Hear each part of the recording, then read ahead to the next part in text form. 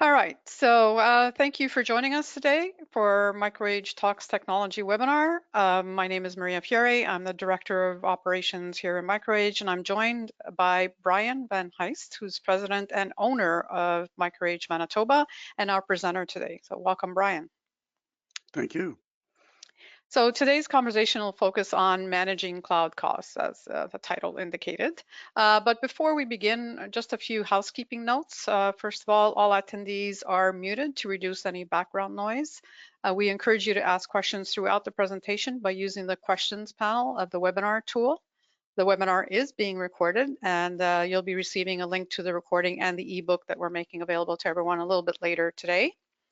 Lastly, at the end of the webinar, you will be receiving a short 3-question survey to gather your feedback. Please take a moment to share your feedback with us so we can improve future webinars. And actually, that wasn't the last thing. The other last thing that I wanted to mention was that if you want a copy of the presentation, of today's presentation, you can download it. There's a handout section in the webinar tool, and you can go ahead and download the presentation there. So before handing things over to Brian, I'm going to take a moment to give a brief overview of who we are for those of you who may not know who MicroAge is. So we are a Canadian technology service provider with 40 locations across Canada. We've been providing IT services and solutions to our clients for over 43 years now. We strongly believe that to be a true partner, we need to understand your organization, your operations, your clients, your people, your goals, your challenges, your opportunities. Understanding your organization helps us recommend and provide the IT services and solutions that are right for you. That's who we are and how we engage with our clients. And with that, Brian, the floor is yours. Thank you. So today we're going to look at cost savings in Azure in Microsoft 365, opportunities for nonprofit organizations, and next steps. And as Maria said, feel free to input questions. Maria will interrupt me as needed to answer questions. So you can do them as we go, or if you want to save them up near the end, that's fine too. Either way is fine. So as organizations are shifting to the cloud, it's important to consider cost-saving measures in Microsoft Azure and 365. We'll explore various strategies and tools that can help reduce costs without sacrificing performance. And as I said, we'll be touching on nonprofit savings and explore next steps. Microsoft Azure offers several cost-saving measures that can help organizations reduce their virtual machines costs. We will explore reserved instances and Azure Savings Plan, which can provide savings up to 72%, as well as Azure Hybrid Benefit, which allows organizations to use their on-premise Windows Server licenses for cloud hosting in Azure. We'll also look at tools like Azure Cost Management, Azure Advisor, and Azure Spot virtual machines that can help optimize costs and improve efficiency. We'll also look at scaling VMs. So whether it's vertical or horizontal scaling, we'll get into those details. We can also reduce costs just by scaling up and scaling down as needed. We'll look at SQL database hosting and licensing alternative for SQL. We'll look at Microsoft operating system licensing and see how commit levels can reduce your monthly costs. So reserved instances allow organizations to reserve virtual machines in advance, typically a year in advance or 3 years in advance, and provide significant cost savings of up to 72% compared to pay-as-you-go pricing. We'll explore how reserved instances work and how they can be applied to different workloads. So in this example, we're looking at a virtual machine instance. It's called a G2AS v5. So typically the 2 in that model is the number of CPU cores, which is 2. So reserved instances can be used with a variety of products, including virtual machines. So this is a virtual machine example. By reserving capacity in advance, you can save up to 72% on the virtual machine costs compared to the pay-as-you-go. In this example, we're seeing a 1 year saving of 41% if you commit to 1 year, or 61% for 3 years. So if we look at just the 1 year and do the math, you'd be saving $500 per year on this plan. A different way of saving money is with the Azure Savings Plan. The Azure Savings Plan is a purchase commitment offered by Microsoft to help organizations save on pay-as-you-go pricing. And you're committing to a consistent usage over a 1 year or 3 year term. Customers can save up to 72% compared to pay-as-you-go pricing. Savings can be applied to a variety of Azure services, including virtual machines like the reserved instance that we mentioned in the previous slides, and SQL databases. To qualify for Azure Savings Plan, customers must commit to using a specific level of resources for a 1 year or 3 year term. If they use less, there's no refund or credit. If they use more, they pay the difference at pay-as-you-go as the pay-as-you-go price rate. So here's an example of the Azure Savings Plan cost savings on that same machine. So the savings aren't as great as the reserved instance. So you get more flexibility with the savings plan, but the savings aren't as great. So with the 1 year plan, you're getting 31%, and with the 3 year plan, you're getting 54% saving.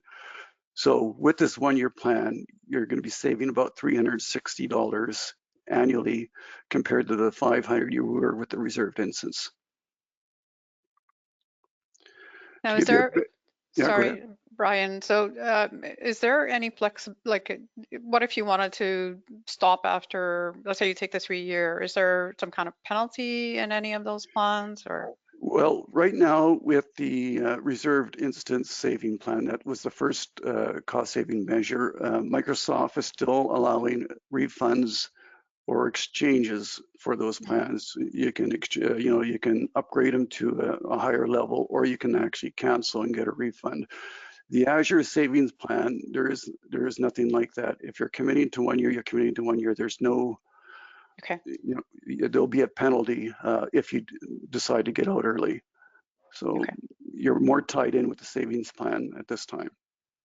The reserved instance plan, Microsoft keeps talking about making that have similar penalties as this plan here. So Okay. So for now, no, but it could come at any time, I'm guessing. yeah, exactly. So to give you a better idea of how this Azure Savings Plan works is if you look at the 54% discount column on the chart on the right there, we're committing to $1 per hour per day, and the pay-as-you-go looks at the actual usage of what this customer might be using. So typically, most small business or organizations will have their heaviest use between 8 and 5 on any given day. Weekends would be similar to the after hours usage that they would have during the week.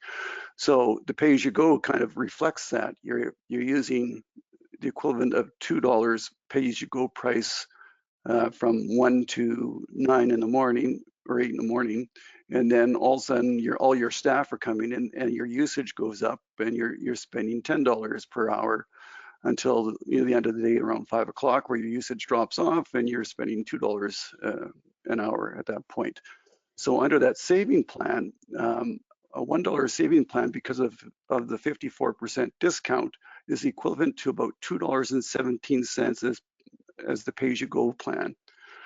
So that's why you see the amount owed in the far right column is 0 for hours 1 through 8, but from hours 9 through 17, you see $7.83 that's over and above that savings plan. So you take the $10, you reduce it by $2.17, you get $7.83. So the total at the bottom after the plan has been run for that day is $94.43. The pay-as-you-go plan is $120, so your savings on this plan is $21.03.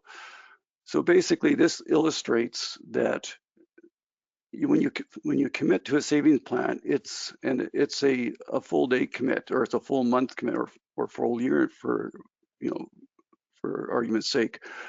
So when you don't fully utilize it, you are perhaps paying too much, or if you overutilize it, you have more to pay. Well, hopefully that explains it. The Azure Hybrid Benefit. So the Azure Hybrid Benefit allows organizations to apply their on-premise Windows Server licenses to Azure VMs. So let's say you're coming from an on-premise network, you want to move to the cloud, you made this investment in Windows Server licenses.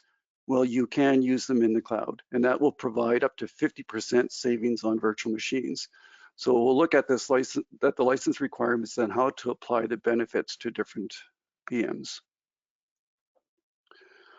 So in this example, with the Azure Hybrid benefits, so the customer has the licensing, the Windows Server licensing, that they can apply to this cloud infrastructure. So if you look at the bottom chart there, the pay-as-you-go plan with Azure Hybrid benefit is $97.09. And then with reserved instances that we had talked about earlier, you can reduce that monthly cost. But without the Azure Hybrid benefit, if you look at the top there, without that hybrid benefit, that same machine would cost $190.13 approximately. So with the hybrid benefit, you are saving $93.04 per month on that VM. And that $93 is really your Windows operating system cost that would be charged if you didn't have the hybrid benefit. So your annual savings for the hybrid benefit is over $1,000, as you see. And is there any specific, like you need a Windows server license, for example, for your on-prem? But I think you had said when we were prepping this that you needed software assurance though, right? That is correct. So if you have a perpetual license, let's say you had a 2016 OS license, that it's a perpetual license, and you did not have software assurance on it, it would not qualify for cloud usage. You have to have software assurance on it. So software assurance is what allows your on-prem license to be used in the cloud. Okay, so Azure Spot Virtual Machines is another cost-saving measure that you can make use of. It allows organizations to take advantage of unused capacity in the Microsoft data center at significantly lower costs. We recommend that you only use Spot Virtual Machines for development testing, never in production environments, because it's exactly that. It's only unused capacity. If the Microsoft data center needs more capacity, the Spot virtual machines will be automatically shut down to provide capacity. So it's not reliable VMs to keep up and running. It's only meant for development testing. So, but they're there for your use. And then if you look at the cost of that, it's significantly lower because of that. Like it's almost 90% savings over a month compared to the pay-as-you-go plan.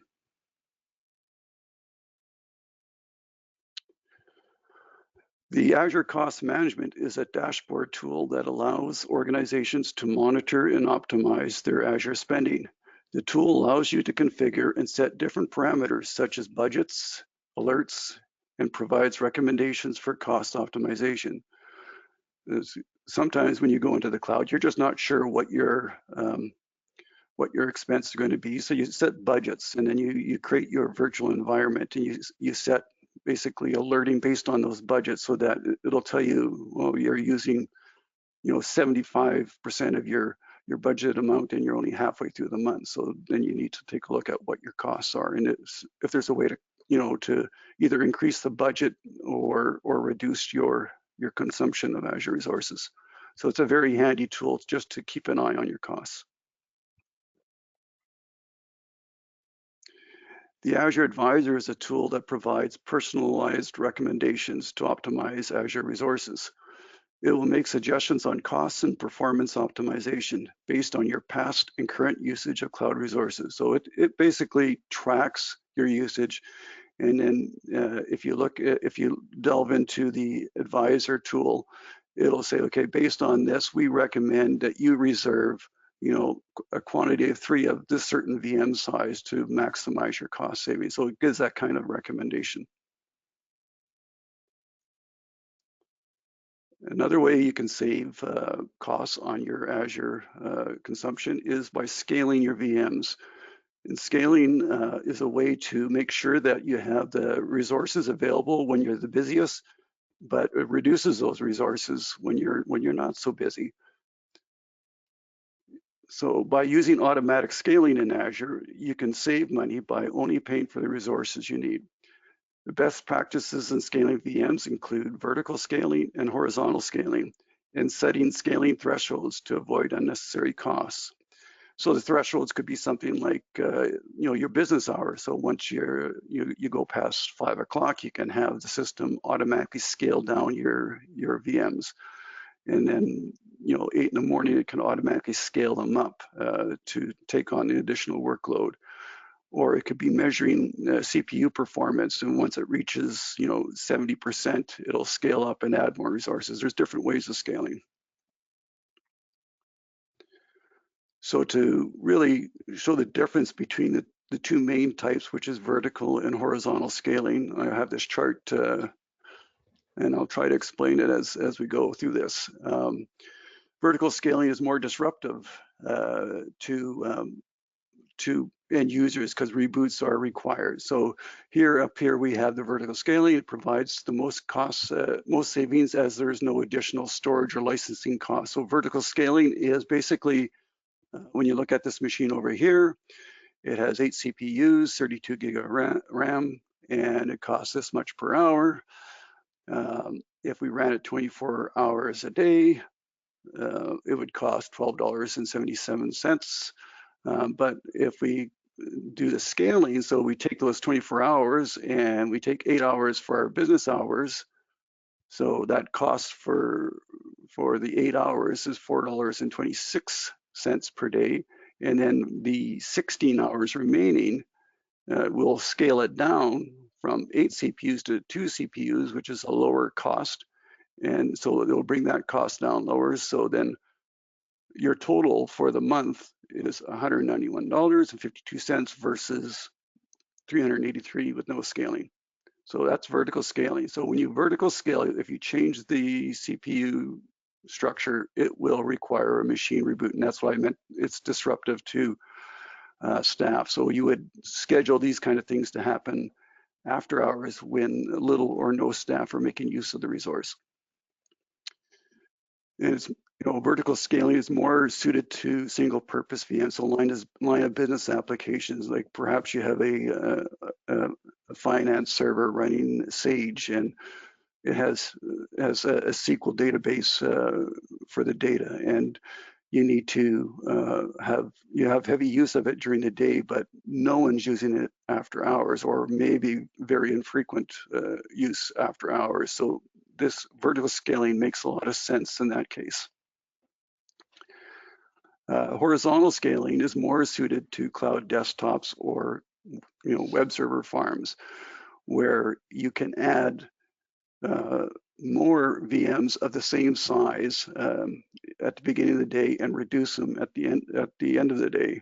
So if we look at the same machine size as D2ASV5, during the busy time, we need 4 of them to run. And with no scaling, if it's running 24 hours a day, the cost would be $12 a day. With scaling, it would reduce it down. It's exactly the same as vertical, but it's done in different ways. It's not done with CPUs, but it's adding and removing virtual machines. So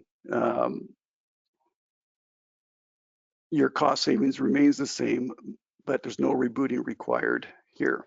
So it's really ideal for like Azure virtual desktops when you have 100 users logging in at the beginning of the day, and you might need something like 15 hosts running.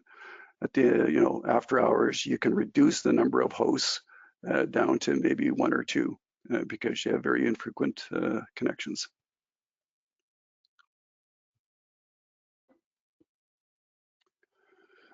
Azure hosted SQL is another way you can save costs. Things like the CSP SQL licensing, if you commit to 1 or 3 years, you can reduce your SQL costs. You can also use tools like Azure Cost Management to track and manage your SQL licensing and usage costs. The Azure SQL database is a fully managed database service which provides built-in security and compliance features, automatic tuning, and high availability. It offers flexible deployment, including single database, elastic pools, and managed instances. It makes it easy to choose the right solution for your application. With Azure SQL Database, you can focus on your application and let Microsoft manage the database infrastructure. The Azure SQL Database is a great choice for organizations looking to move their SQL workloads to the cloud. So this is in contrast to your on-prem SQL server that might be running your accounting softwares, some other line of business application that requires SQL. With that kind of setup, whether it's on-prem or a cloud VM, you need to basically license your SQL at a core level or a per user level. And it can be very costly. With the Azure hosted SQL, there's no SQL licensing to be purchased. It's hosted by Microsoft. The licensing is built into it. You are basically paying for the use of it. And if you look at that last point item, it's a DTU-based SQL model where you can have different performance tiers, basic, standard, or premium, depending on how many people you're going to connect.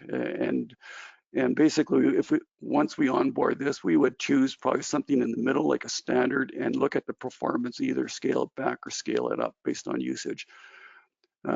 With the legacy way of buying SQL cores for a VM or an on-premise server, you're often buying a lot more than you need when it comes to licensing.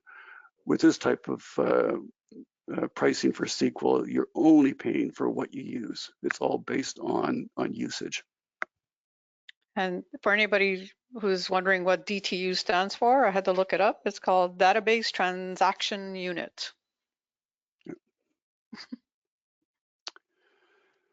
All right, this slide provides an overview of CSP licensing, which is a flexible and cost-effective way to purchase and manage Microsoft Cloud services.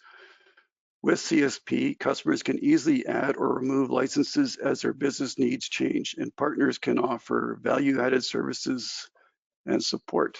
CSP licensing includes Microsoft 365, Azure, Dynamics 365, and other cloud services.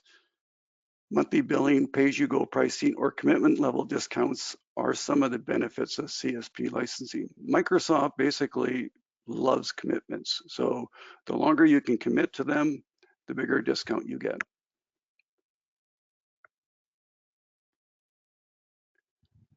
So there's other cost-saving measures in M365. There's a lot of ways you can help reduce storage and licensing costs. We'll look at power management, which can help reduce costs by optimizing device power settings, as well as cloud optimization, which helps reduce cost storage by identifying and removing duplicate files. We'll also look at tools like SharePoint Online and OneDrive for Business that can help improve collaboration and efficiency.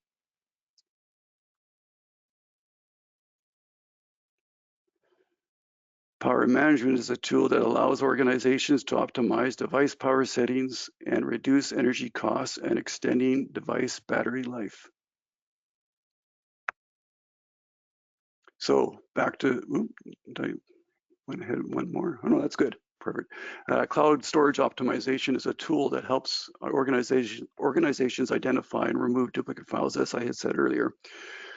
And it does this by running a tool and looks at your storage and makes recommendations on what it finds. If it sees duplicate files, it'll prompt you on which file you want to store.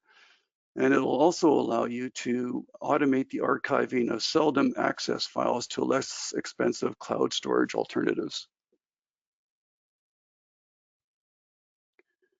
SharePoint Online is a cloud-based platform that allows organizations to store, organize, and share information. You're entitled to 1 terabyte of storage with each Microsoft tenant, along with 10 gig per user. So if you had a 100 user organization, you would get the 1 terabyte of storage plus another terabyte for each 10 gig of each user. So 100 times 10 obviously is 1,000 gigabytes, which is 1 terabyte. It gives you the total of 2 terabytes for the organization. OneDrive for Business is a cloud-based storage platform that allows organizations to store and share files. That too is entitled to a terabyte of storage, and it's included with each licensed user. So it's separate from the SharePoint storage limits.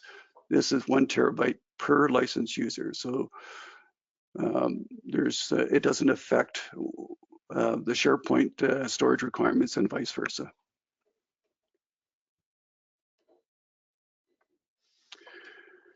And nonprofits, they often struggle with limited budgets and resources, making it difficult for them to access latest technologies. Microsoft offers special pricing and donation programs to help offset the costs of cloud services and stay within their budget. As you can see, nonprofits often earn or often save up to 75% on cloud services through this program. So your M365 licensing is at a greatly reduced cost. You get Azure credits for your cloud hosted servers. Microsoft also has special programs to help with you to design like a donation application that people that donate to your program can make use of. Lots of different things that are available to nonprofits from Microsoft. So Brian, we have a question from Yep. Cindy who's asking, how does Microsoft define nonprofit? Like, how do you? Sure. Nonprofit, basically in Canada, Microsoft will look at, the provincial company's return. So when you register or your company with the provincial registry, you'll register it as a nonprofit or for-profit organization.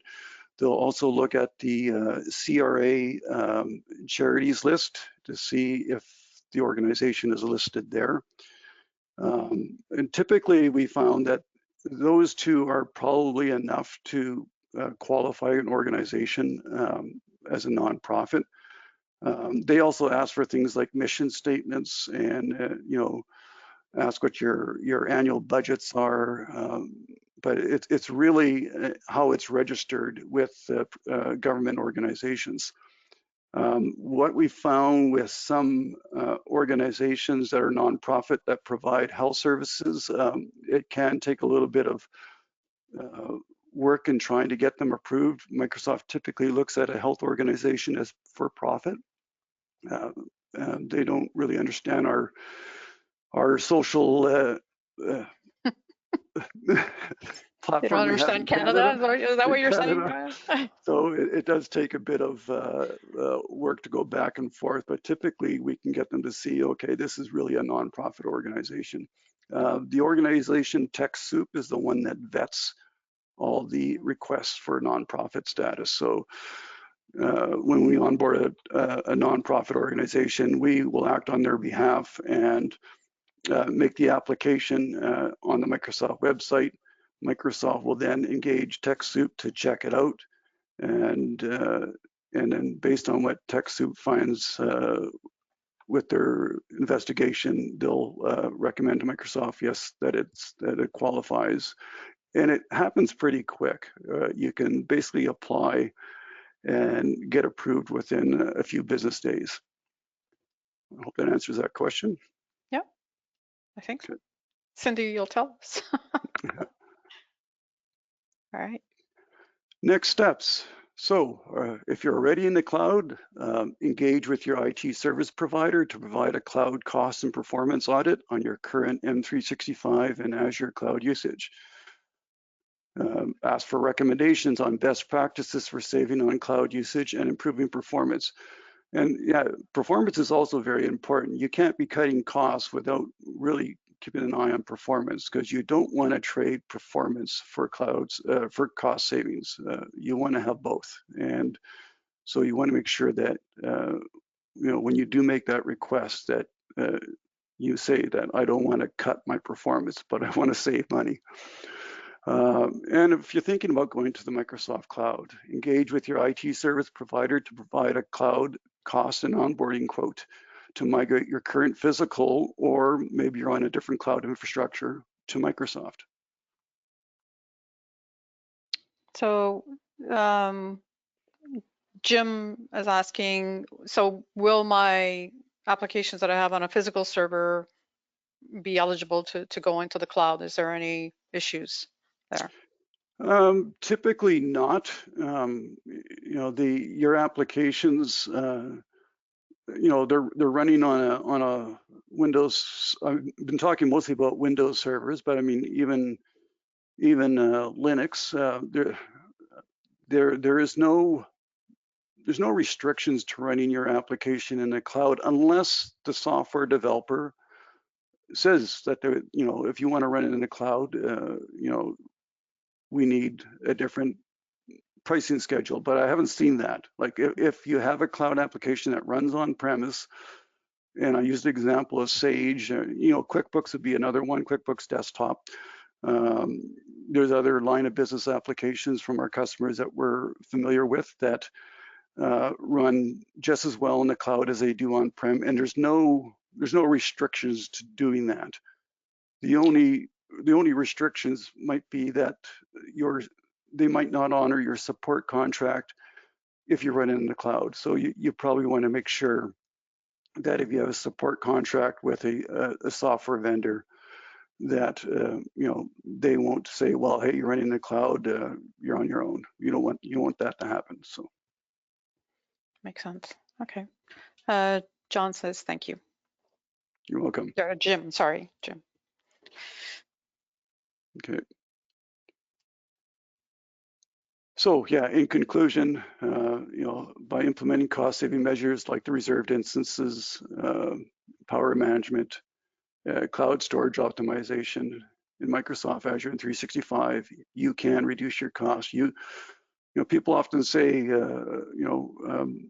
I think the cloud's going to be too expensive for me to move to, but there's a lot of ways you can reduce the costs. And what you're getting when you move your on-prem to the cloud, you're getting infrastructure that's enterprise grade from what you were coming from. And I think typically most small business can't really afford the redundancies and the security built into the Microsoft cloud versus what you would have on-prem. So it's really you get a lot of benefits by moving to the cloud, and there's a lot of ways you can reduce costs.